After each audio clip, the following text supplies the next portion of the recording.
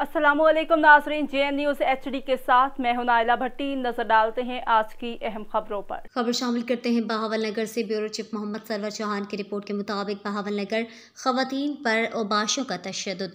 बस्ती राजेवाली में दूध लेने गई खवातीन को हिरासा करने का मामला।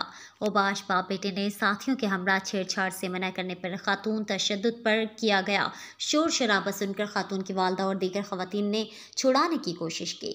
बहावल नगर ओबाश मुलजिमान और इनके दीगर साथियों का खवातीन पर डंडे सूटों का आज़ादाना इस्तेमाल। मुलजिमान असमत दराजी करते हुए बालों से पकड़कर गली में घसीटते रहे। पुलिस ने मौके पर पहुंचकर खवातीन को हॉस्पिटल मुंतकिल कर दिया।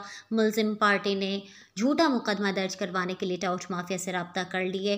टाउट माफिया ने 50,000 रुपये में पुलिस का सौदा कर लिया।